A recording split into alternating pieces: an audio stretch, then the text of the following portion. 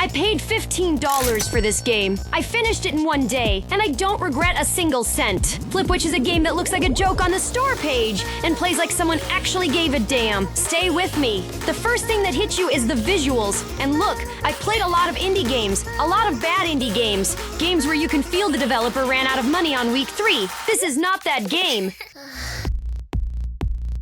Every sprite in FlipWitch has personality. Dark castles, cursed forests, underground dungeons. Each zone feels like someone actually designed it, intentionally.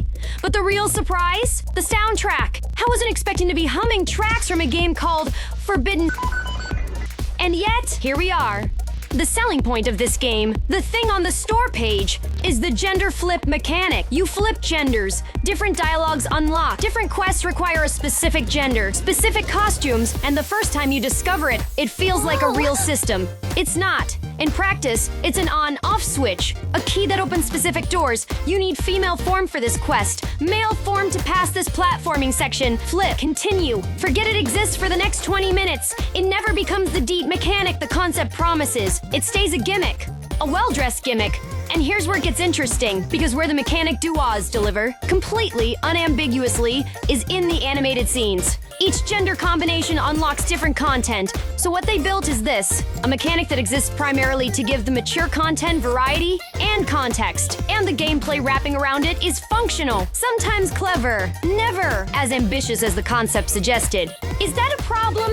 Only if you expected something else. Coming from the Momodora series, I expected it to be as good as Reverie Under the Moonlight. Well, I think Momodora is above, but this is not why we came here, is it?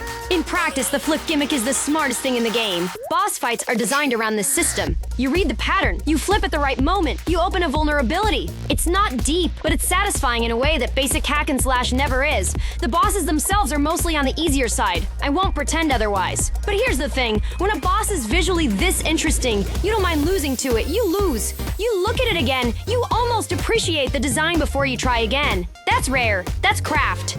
But there's a version of this game that could have been something special, and they didn't make that version. The metroidvania structure in FlipWitch is linear. You go A, then B, then C, then D. There's no moment where a new ability opens a path you walked past 2 hours ago. No shortcut that makes you go, wait! That's what that door was for. It's a straight line dressed up as a maze, and if you've played Hollow Knight, if you know what it feels like when a metroidvania actually breathes, you will feel the absence of that here. I am not saying it's bad. I am saying it's safe. And sometimes safe is the most honest criticism you can make about a game. The only downside is that this game needs both your hands to play. What a bummer. Let me tell you about the save system. There are no autosaves in FlipWitch, no checkpoints. You die. You go back to the last save point.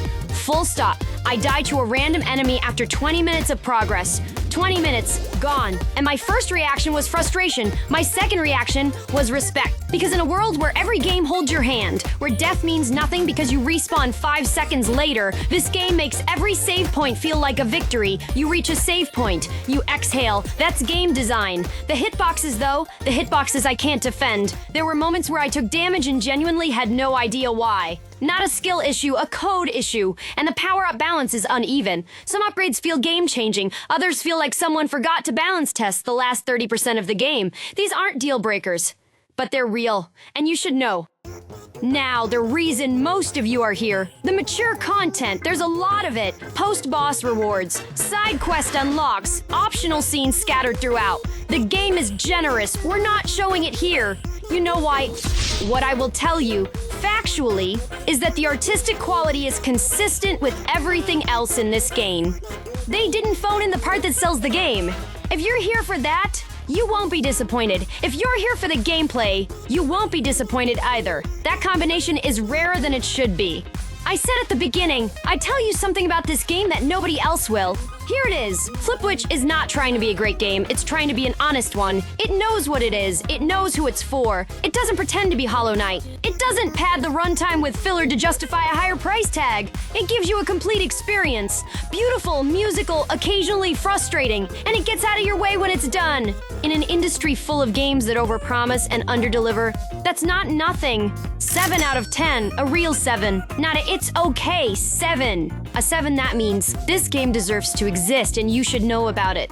If this review helped, subscribe, mature games, honest takes, and if you want to see the parts we skipped, link in the description. One last thing. Do you agree with the 7? Because I've seen people call this game a 10. I've seen people call it a 5. Drop your number below. Let's argue about it. See you around, love.